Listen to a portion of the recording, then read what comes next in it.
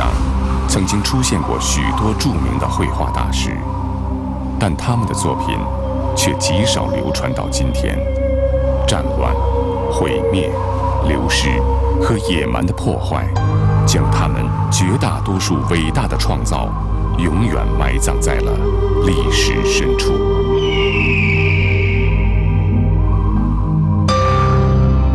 直到我们发现了敦煌莫高窟，这个隐身在大漠里的美术馆。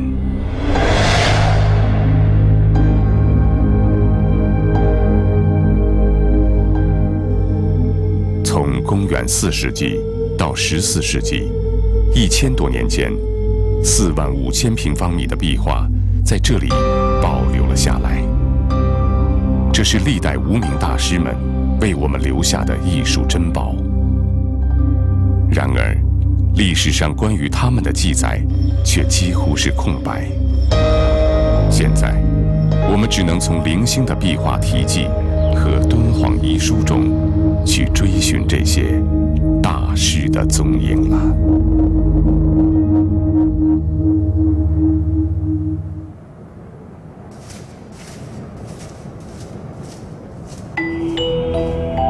这是正在前往敦煌的画匠，叫石小玉。他的生活和经历是我们根据学者的研究，用真实的历史片段拼接出来的。他的名字出现在莫高窟第3窟的西壁上，那幅名扬四海的千手观音就画在这个洞窟里。有人断定，第3窟的壁画就是石小玉所画，但还有一些人认为，他只是元代的一名游客。在接下来的故事里，我们将追随这个曾在莫高窟驻足或生活过的真实人物，借助它来解读那些灿烂辉煌的敦煌壁画。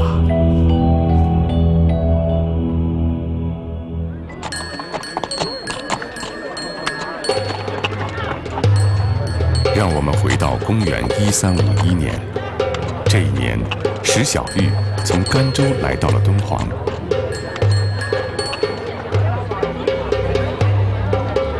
此时，这座交通西域的重镇正由元代宗室速来蛮镇守。速来蛮崇信佛教，在他的倡导下，佛教仍然是这一时期敦煌各民族最主要的信仰。汉文、西夏文、八思巴文、回鹘文、梵文、藏文，这些都是敦煌当时最常见的文字。现藏于敦煌研究院的6字真言碑，就是用这6种文字分别刻成。碑文是观音菩萨的心咒。公元1348年，速来蛮出资在莫高窟刻立了这块石碑。3年后，在他的筹划下，位于莫高窟崖壁前的黄庆寺也迎来了第1次重修。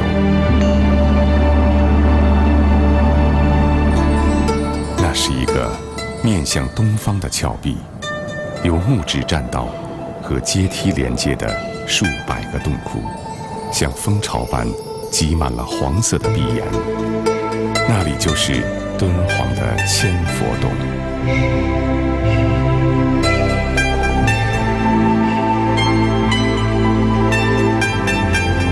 在同行工匠的描绘下，石小玉对这个即将前往工作的地方充满了期待。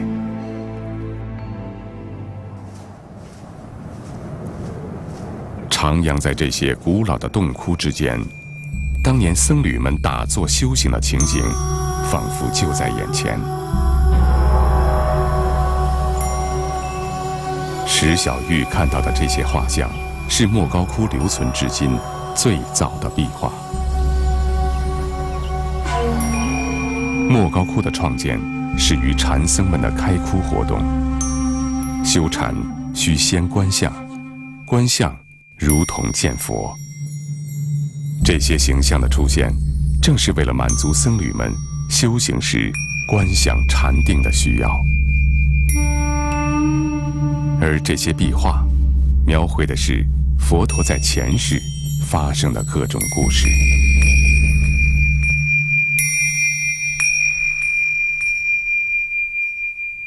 依照佛经的记载，佛教创始人释迦牟尼因为经过累世的修行，做了种种牺牲，才最终得道成佛。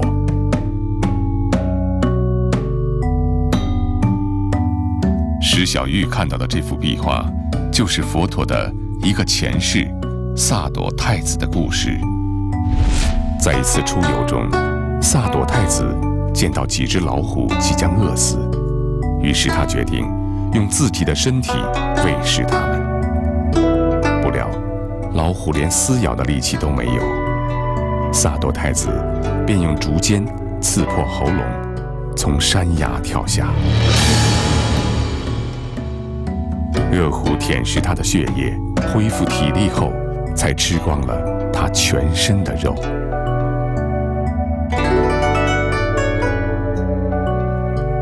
不知不觉，刚到莫高窟不久的石小玉，已经看遍了这里较早期的一批壁画。它们都是创作于中国历史上今天称作南北朝的时代。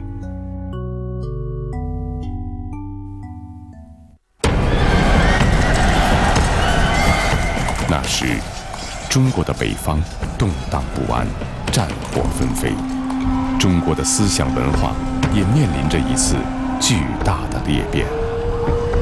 饱受苦难的人们，在因果轮回和苦修超度的佛教信仰中，找到了心灵的慰藉。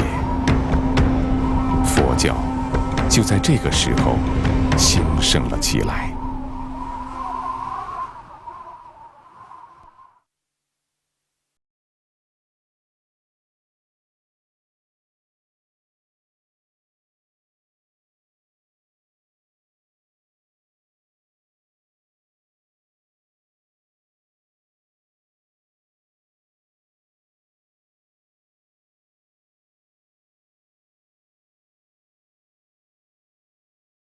除了描写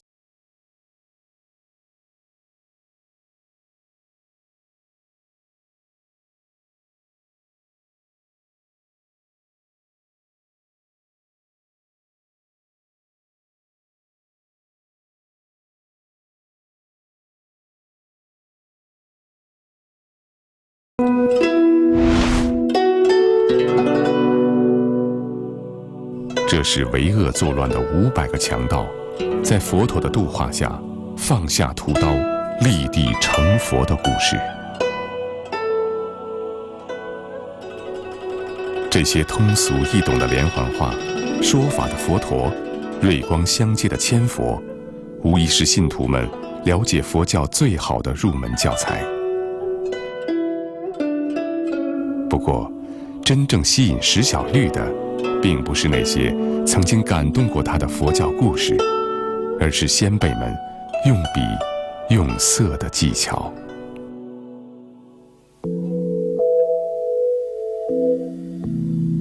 石小玉发现，这些壁画的人物形象多半是半裸体，他们不但动作夸张，而且面容神情充满了沉静和神秘的色彩。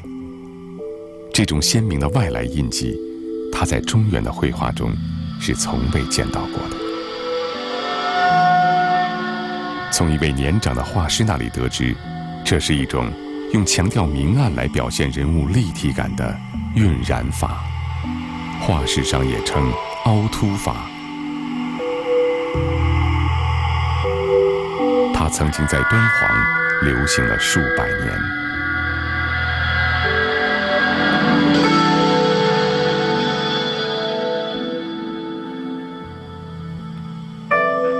这是我们拍摄的壁画画面，由于颜料历经1000年的蜕变，现在晕染的过渡层次已经变得模糊，它们变成了粗黑的线条，而给人粗犷的印象。这种绘画技巧最初则是来自印度。佛教传到中国之前，中国人肯定不知道什么叫佛像啊，什么佛教壁画那一类的。那么这个随着这个佛教传过来之后呢，佛教艺术这一套体系它也传过来了。所以在早期的佛教壁画当中呢，我们可以看到一些印度的风格，中亚的风格，中亚呢就相当于现在的阿富汗、巴基斯坦这一带地区。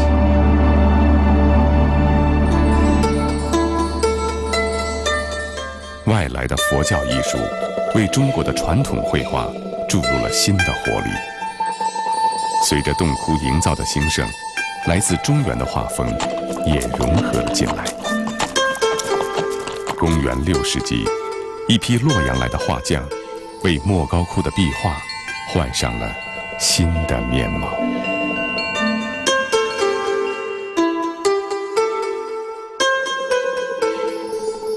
面对这些新面孔的菩萨，石小玉感受得到，他们与印度、中亚的距离一点一点远了，而与中原的距离一点一点拉近了。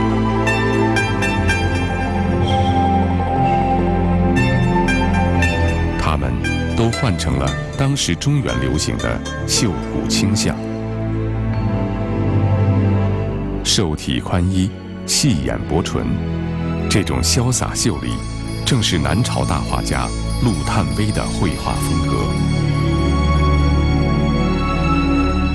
中原的衣冠文明，南朝的名士风流，逐渐成了当时莫高窟的时尚。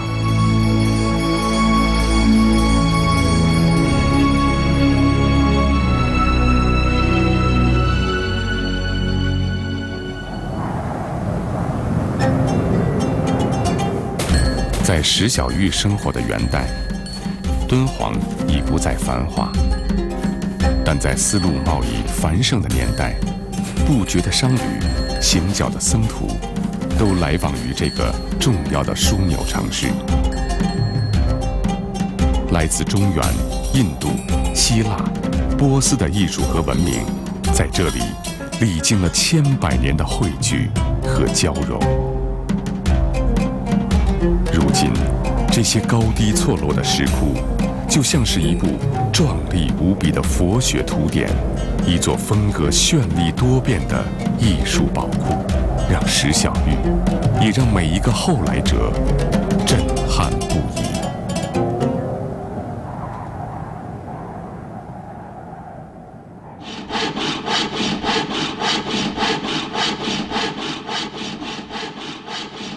黄庆寺的积沙清理结束后，石小玉开始加入殿内壁画的绘制工作。从学者的研究了解到，壁画的绘制在当时已是流水作业。这些被伯希和劫掠到法国的画稿，就是唐代敦煌画匠绘制壁画时参考用的摹本。而壁画在起稿、填色和题写榜书时，也有详细的分工。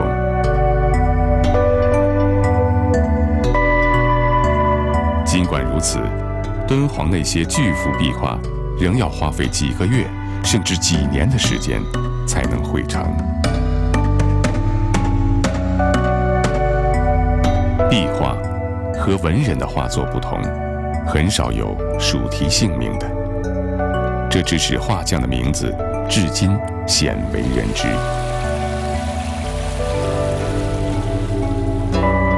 在藏经洞出土的数万卷遗书中，我们仅找到了一段对5代画师董宝德的记述。作为公元10世纪的一位画行领袖，董宝德不仅画技高超，而且家资丰足，生活优裕。事实上，大多数画匠过的是一种完全不同的生活。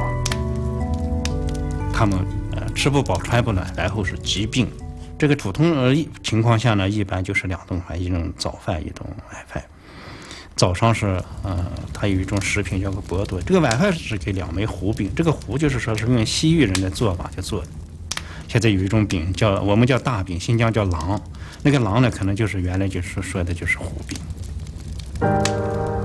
在莫高窟的生活是寂寞而清苦的。虽然他们中很多人足以跻身伟大的艺术家，但这并不能够改变他们卑微的命运。工匠莫学巧，巧记他人时。身世自来奴，妻室官家婢。敦煌遗书中的这首诗，正是他们境遇真实的写照。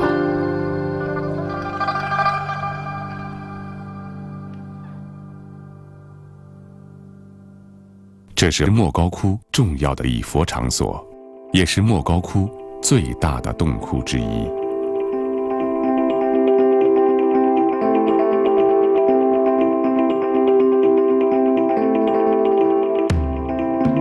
在黄清寺住持的介绍下，石小玉注意到，洞窟主要的墙面不再是南北朝流行的那些故事画，而是他正参与绘制的经变画。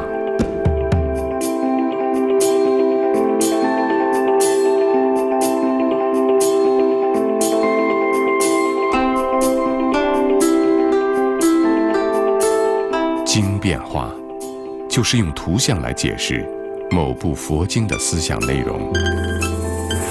这幅唐朝的西方净土变，描绘的是阿弥陀佛居住的佛国净土，也就是人们常说的西方极乐世界。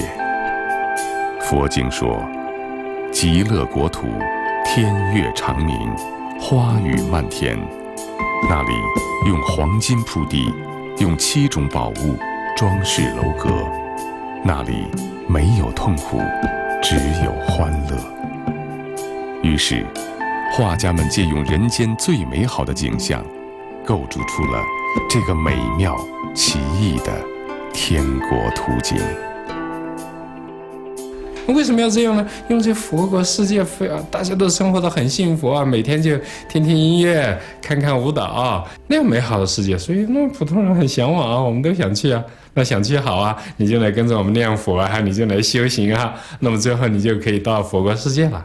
所以当时的佛教是这样来宣传他的那些教育，他很形象的。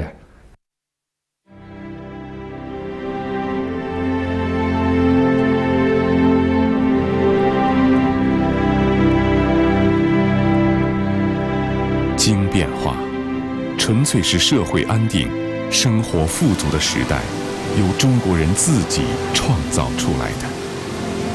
当隋王朝统一天下后，南北朝分裂割据的局面得以结束，中华文明又在唐帝国的开拓下，进入了一个辉煌的盛世。人们对佛教的信仰达到了前所未有的鼎盛。为了加快推广各种深奥的佛教理论，经变化应运而生。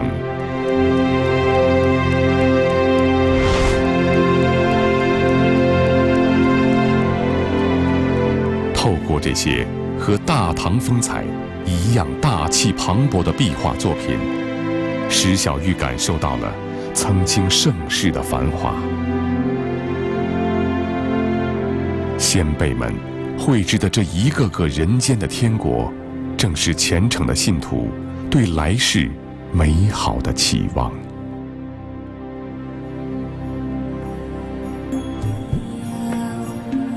自唐朝开始，佛教净土信仰便已深入人心。今天，在莫高窟留存下来的1055幅经变画中，描绘净土的经变画就有近半数之多。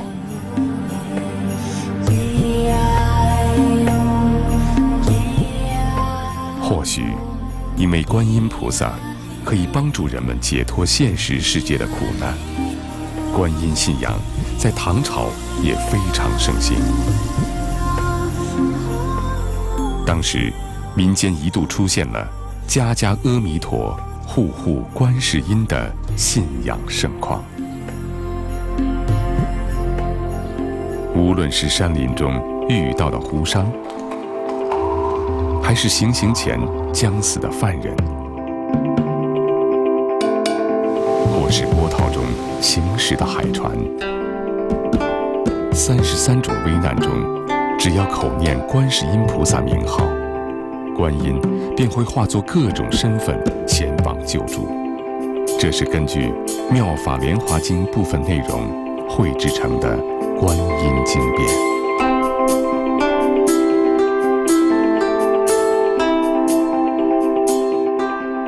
由于经变化没有固定模式，无从借鉴，画匠的想象力在创造中得到了最大的发挥。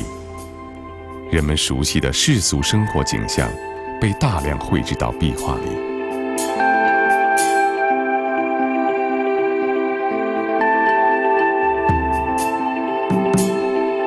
甚至本来是男性特征的观音菩萨，也被改造成了女性形象。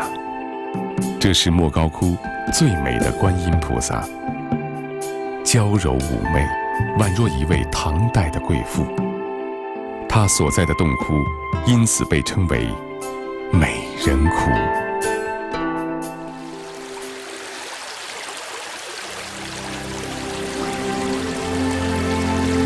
公元713年，唐玄宗改年号为开元，唐朝进入了辉煌的开元盛世。石小玉最为仰慕的画圣吴道子，便生活在这个时代。吴道子高超的人物描法，有吴代当风的美誉。粗细变幻的笔墨之间，人物天衣飞扬，满壁风动。莫高窟第103窟的这幅维摩诘像，就颇有吴道子的画风。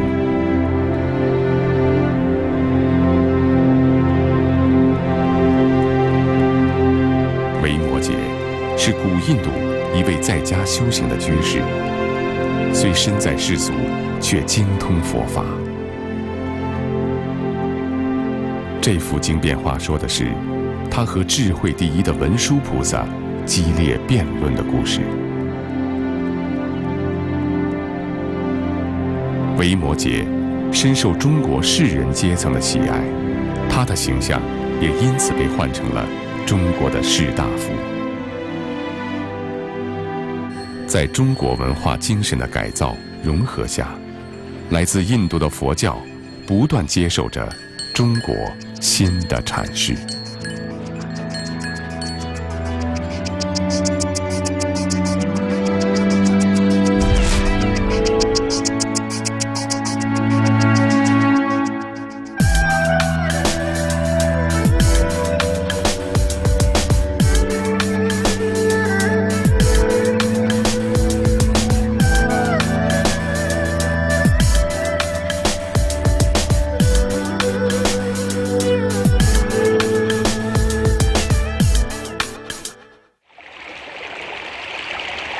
这些种类繁多的经变画，让石小玉的内心一直无法平静。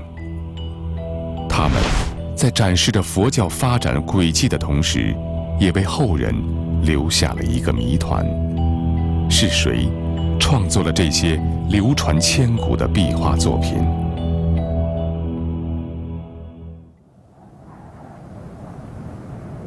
千百年来，莫高窟一直是当地佛教徒重要的精神寄托，但对石小玉来说，这里更像是一座规模宏大的艺术殿堂，一幅绘制了1000年的画卷。在这些流光溢彩的画洞中，到处都能捕捉到大师的身影。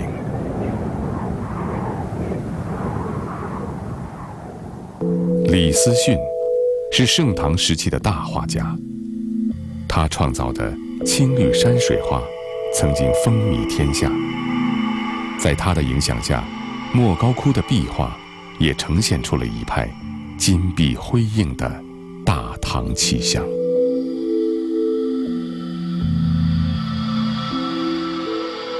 中国画的透视方法被公认是一种散点透视法，但这些唐代壁画却让人看到了焦点透视法。它讲究中心对称式，两侧的景物形成的斜线与中轴线相连，形成一定的透视感。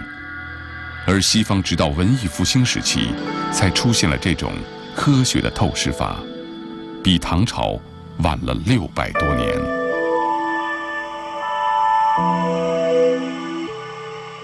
以线造型是中国绘画的主要手段，一直以来，石小玉也在努力追求用线条直接表现生命的神采。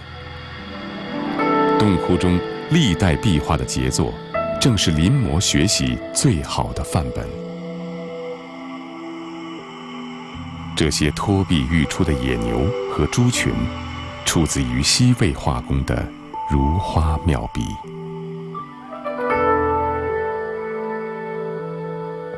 这幅隋代的维摩诘像，可谓线描造型的典范之作，笔才一二，象以应焉。这是画史所说的书体画。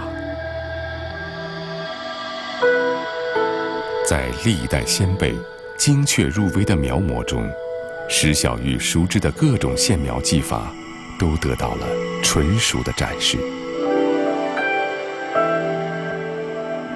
画技之精妙非凡，不由得让他产生疑惑：他们完全出自敦煌画工之手，还是也有中原名家到此作画呢？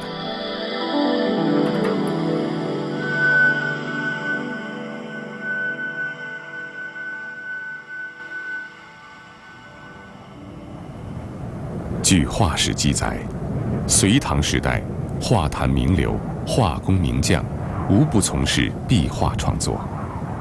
当时，洛阳、长安两地的寺观，到处可见名家的手笔，壁画成了他们展示画技的舞台。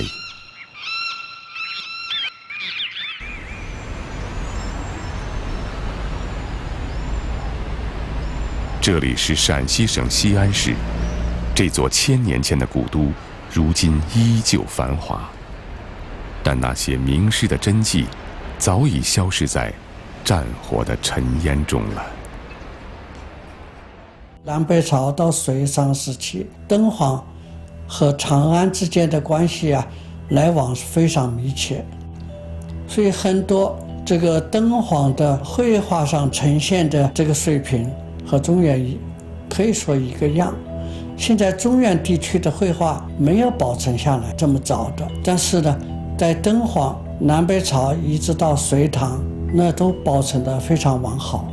所以你要了解宋以前的绘画的发展，你非得看敦煌壁画。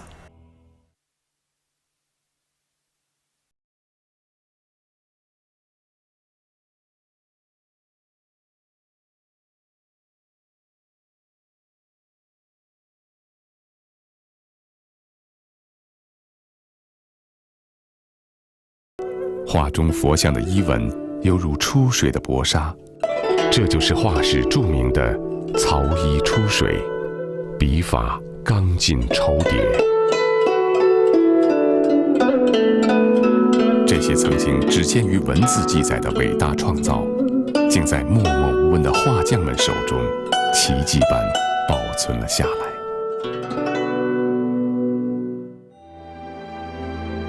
先辈们的智慧，博大深厚的佛教文化，以这种独特的方式流传至今。1000余年的绘画精粹，在这里一览无遗。这大大出乎了石小玉的意料。原本只是到敦煌谋求生计的石小玉，决定住下来。他希望有一天，自己也能为千佛洞绘制一窟让后人膜拜的杰作。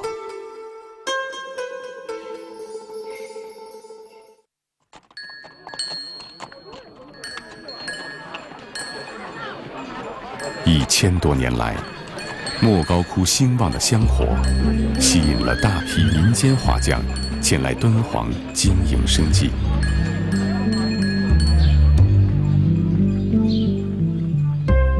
师徒相授，他们绘制壁画的手艺在这里代代相传。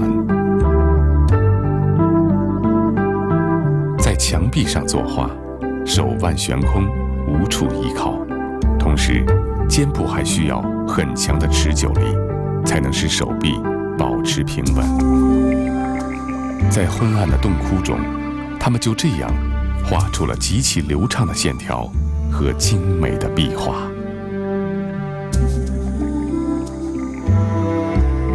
但是，这些历经了千百年的壁画，为何还能如此光彩鲜艳呢？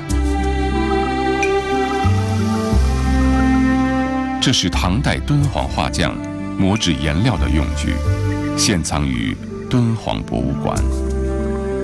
在石柱的顶端，我们还可以看到当时使用的红色颜料。经过科学研究发现，这是一种无机矿物质。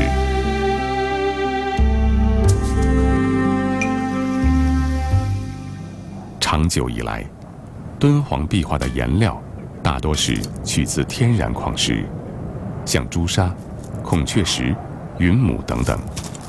不仅如此，一些外国宝石也会被加工成颜料。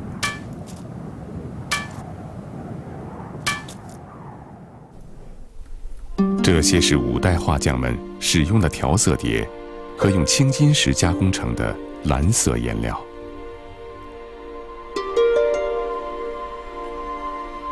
青金石是一种出产于今天阿富汗一带的宝石，具有美丽的天蓝色。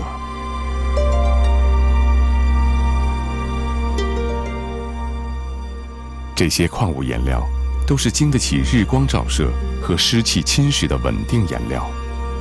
正是它们的大量使用，莫高窟才为后人留下了一个绚丽夺目、色彩纷繁的佛国世界。不过，和唐朝富丽堂皇的肤色风格相比，石小玉更推崇神气兼得、清淡雅致的作画境界。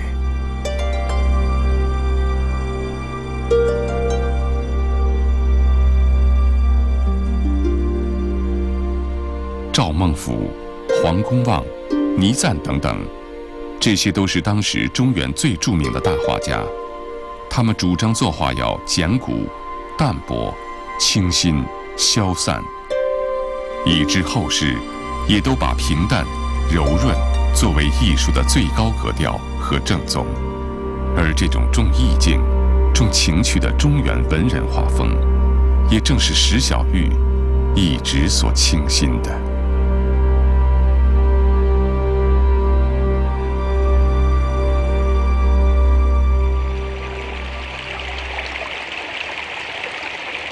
这是敦煌榆林窟，俗称万佛峡。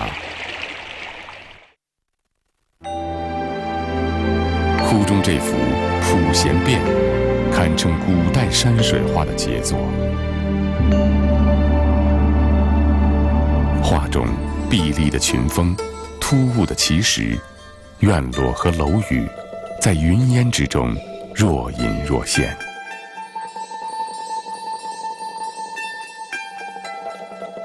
无论是布局设计、人物造型，还是笔墨的运用，一派超凡脱俗的雅逸风度。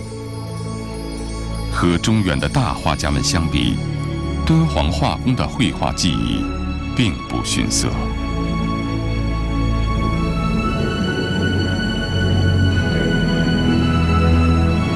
但自宋代以来，这样的艺术交融，在敦煌壁画中便越来越少。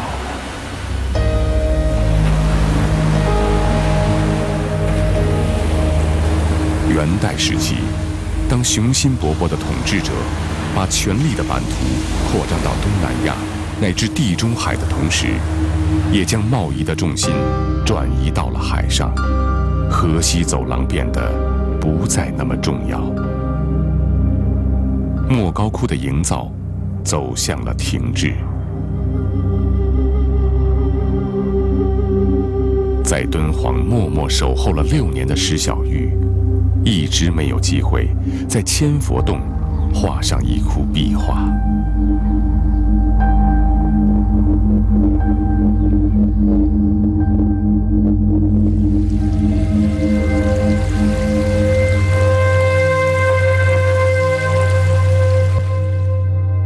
直到公元1357年，由于元王朝的腐败，中原地区的农民起义前赴后继，战火的硝烟渐渐弥漫到敦煌。也许是为了祈求安宁与和平，就在这一年的春天，一个新窟即将在莫高窟开凿。石小玉如愿成为了新窟的画师。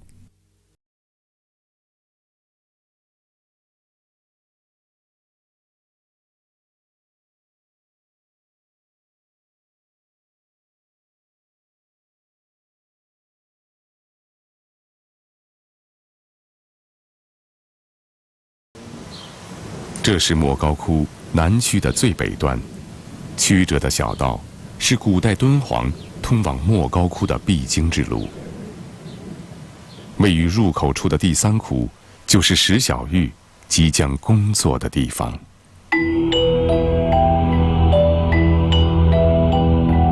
每天，当莫高窟迎来第一缕阳光的时候，石小玉就来到洞窟中，勾绘他心中的图画。为了能有接近纸上作画的效果，石小玉趁泥底没干就开始描线着色了。随后，他运用表现衣服转折有致的折炉描，表现丝绸光滑细软的行云流水描，表现头发飞举飘扬的高古游丝描等等不同的描法，将各种形体质感和人物的神情动态表达得淋漓尽致。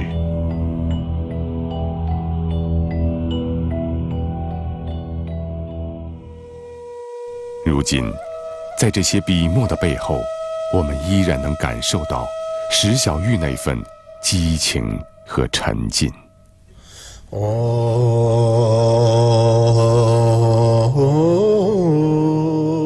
这千手千眼观音慈悲容颜的深处，似乎还描绘着一幅美丽的愿景。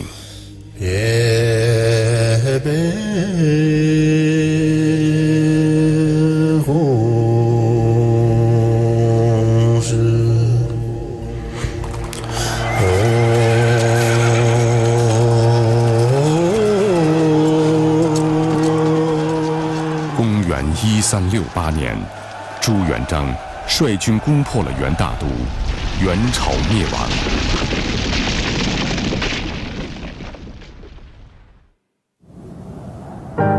4年后，明朝大将冯胜在河西设置了嘉峪关，敦煌被抛至关外。昔日繁华的敦煌，逐渐变成了游牧之地。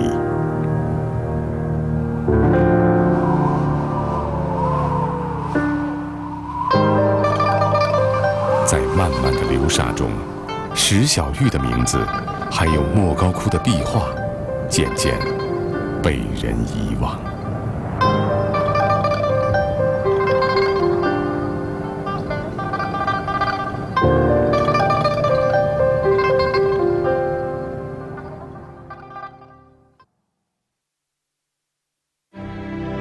这是莫高窟的北区。1945年，考古学家在这里意外发掘出一具尸体。据说，那是一位积劳成疾、病死在洞里的画师。他叫什么？他又画了些什么？没有人能知道。这就是莫高窟的第3窟。小小的洞窟常年锁闭，不对游人开放。很少有人知道，这里有莫高窟极为珍贵的壁画精品。不过，它们是否是由石小玉所画，学术界尚无定论。20世纪80年代，西壁上依稀可见的题字“甘州石小玉笔”现在已经默默消失了。但石小玉的另一处题记，仍为他真实的身份留下了各种猜想。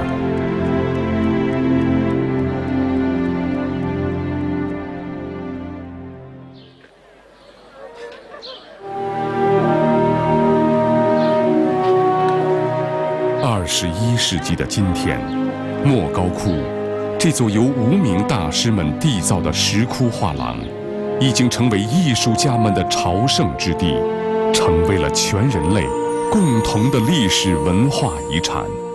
而敦煌无缘的世俗生活、丝绸商旅、五岳文明，都将因为他们重新呈现在历史的舞台。